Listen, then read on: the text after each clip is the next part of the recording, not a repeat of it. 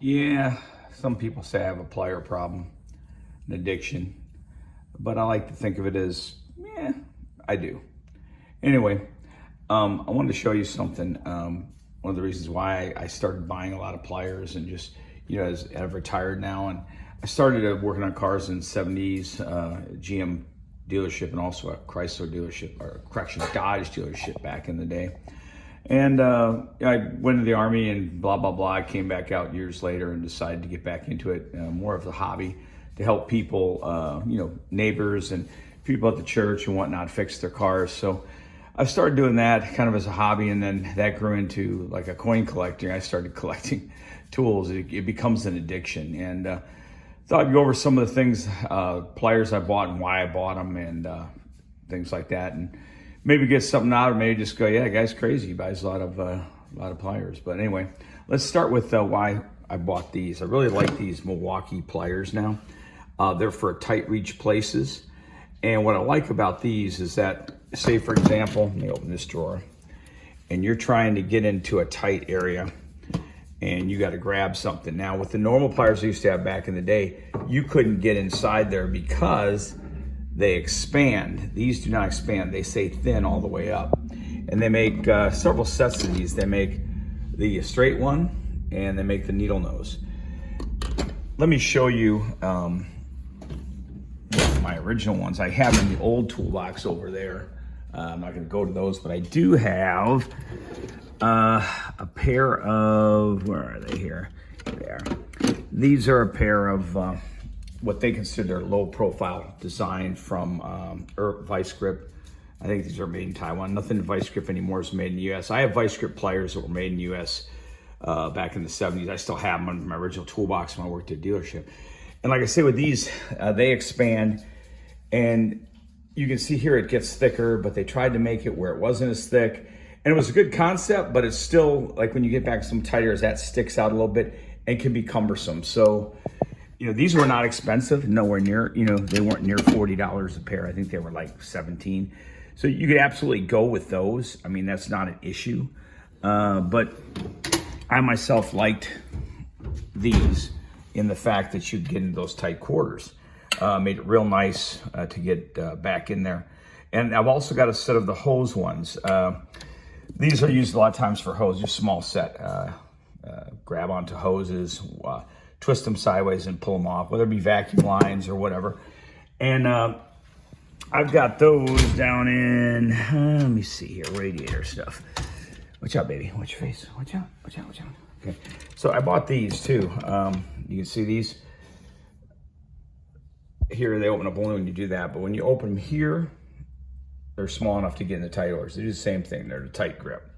I've got some of the older ones here from Gear Wrench, and as you can see, they have that same style that Vice Grip had, and they kind of go like that. And you can still get in areas, but again, it's a tight fit, and you can't get in as well with those. They make several sizes. There's actually 3 sizes in the Milwaukee, just like there's 3 sizes in the Gear Wrench that I have. I think these were $100 for the Milwaukee. You get all 3 sizes, small, medium, and large, basically in those. And same thing with the Vice Grip. The Vice Grip are a little bit cheaper, I think. But it makes it nice for getting those hoses off. If you get them stuck and you tried everything, like a lot of people will run these up underneath the hose and break it loose. But I find just twisting the hose gets them off a lot easier rather than fighting with them. Another thing I just bought recently, another pair of pliers. These are Snap-on's new, they're not ratcheting type, they're constant tension, but they're for grabbing onto hose pliers, different types of hose clamps, I should say. They're only like 55 bucks. I really like them. Snap-on, US quality most of the time. They're real good for that. But getting back to my addiction and my pliers, things I bought were like these for those hoses. These are protected by PCB type pliers.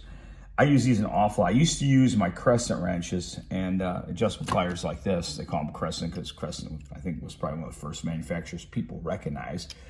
But basically adjustable pair of pliers, and I would get onto the hose and gently move it back and forth so that the hose would come off. But I find these don't tear up the hose at all, and I put a rag over them too when I would do it to help not tear up the hose. But These got these protecting plastic covers on them, and it keeps you from tearing up the hose when you twist it back and forth, you know. Do you need all these pliers? No. Back in the day, I did it with, I think I had 2 pairs of vice grips and a couple adjustable pliers like these here. I mean, adjustable wrenches, and a regular pair of pliers and a needle nose. That's all I had. And then I bought the Blue Point, which are basically, if you buy the Blue Point brand, they're made in Taiwan, just like the rest of them, or China. I can't remember what it is. No, it's China. Blue Point, made in China. And I bought a pair of Titans, also made in China, and then another pair made in Taiwan. And these were like $7.99, $15, and then $39.99 for the Blue Point. I thought they'd be better, but then when I got them, and you see they're made in China, right? Because Blue Point is the Snap-on's offshoot brand. They're not like they're actually the ones made in the U.S. And I've got some of those. I originally had these from a long time back. These are kind of rusted a little bit because they were sitting back in the day, but they're my first pair of Snap-on, and they're micro cuts. At the time, it's all I could afford was a small pair when I was working back at the dealership, and so I've added to them since then. I also like the Knipix brand, which are real good. You know, those are a good pair of pliers, and they work out really good. What am I babbling on about? Okay, so Snap-on makes really good vice grips. They're made in the U.S. These are the thin side designs, so you can get into tight areas and grab onto like sway bar links and whatnot. Work really good for getting in on the sway bar links to hold them. You're trying to break those loose. You can't get around the top of shock towers on like Lexuses and whatnot. They're real thin, and they make it easier for you to get in there.